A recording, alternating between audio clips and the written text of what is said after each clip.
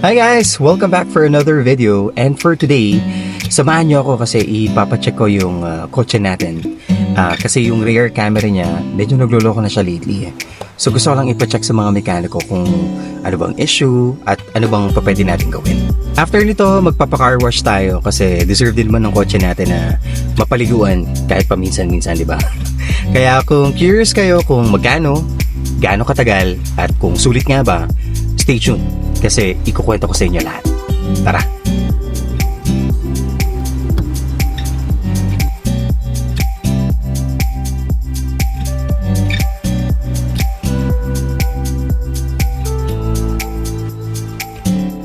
So ano nga bang nangyari?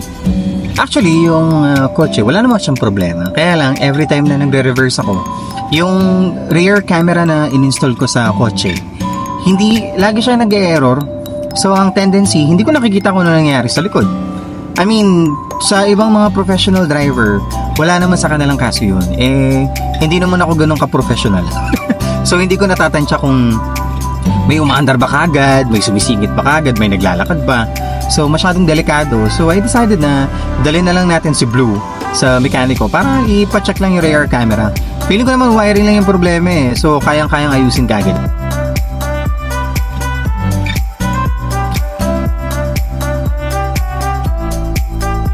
In terms naman dun sa cost ng pagpapaayos, paano ba? Parang ang charge lang nila sa akin, it's 60 dirhams.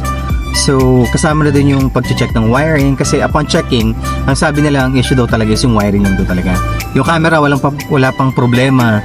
Yung screen natin sa harap ng kotse, wala rin namang issue.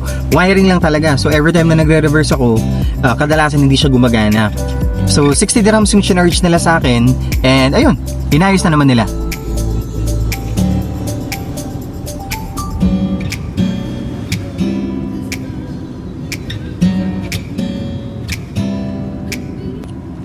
Safe naman. I mean, pag nagde-drive ka naman dito, wala namang kinalaman yung rear camera. Kaya lang, ang pinaka main concern lang kasi is, every time, for example, let's say lalabas ka from the parking, minsan hindi mo may iwasan, biglang may mga sumisingit na kotse kagad eh. Or may mga naglalakad na tao na kahit naka-indicator ka na nagre-reverse ka, wapakils. So, pero in terms of driving naman sa kalsada, wala siyang issue. Yun nga lang, medyo uncomfy kapag lumalabas ka from the parking.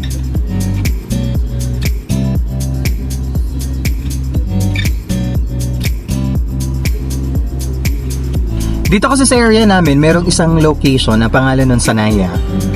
Doon talagang doon talaga yung dalahan ng mga kotse. Tikit-tikit na doon yung mga mekaniko, yung mga nag-aayos ng mga accessories, yung mga nag-aayos ng gulong, so on and so forth. Anything that has something to do with the car, doon mo siya makikita. Kaya I decided na dumiretso na rin ako doon.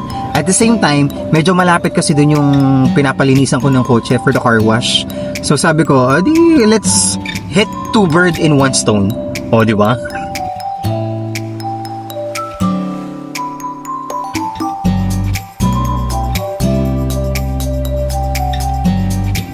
Gaano kadalas?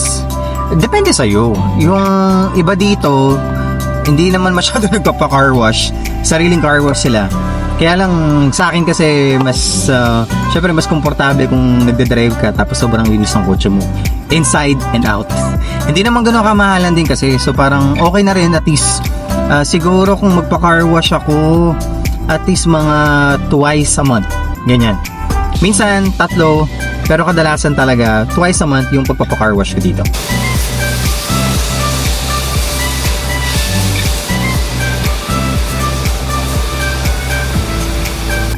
Yung charge nila for the car wash is 20 dirhams. Tapos, kadalasan, pag nagbabayad ako ng 20, syempre, mag-aabot din tayo kahit papano ng tip din sa mga naglilinis kasi hindi naman ganun kalakihan din yung sweldo nila.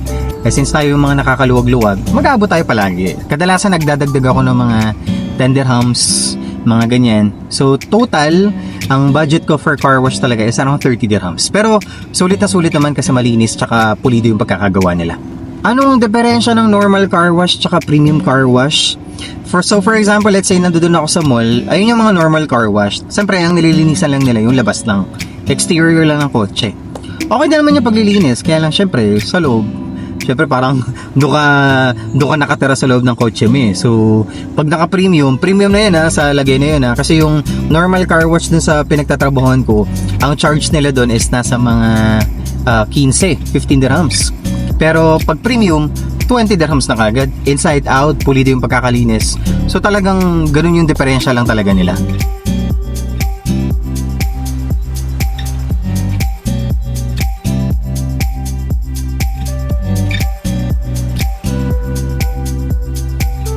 May mga dapat bang bantayan? Actually, wala naman. Sobrang safe dito sa UAE. Tsaka sobrang magdadalawang isip yung mga loloko-loko kung may kukunin ba sila sa kotse mo. Pero syempre, standard precaution. Syempre yung mga importante like wallet mo, bag mo, better dadalhin mo na lang talaga kaysa iwanan mo pa sa kotse kasi hindi naman natin masasabi, di ba? Although, experience ko, never pa naman sa akin nangyari kahit nakakaiwan ako minsan ng mga wallet, doon pa rin naman sila. Pero still, standard precaution, ingat-ingat lang.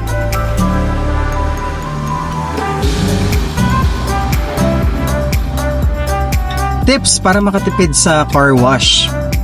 Ano ba?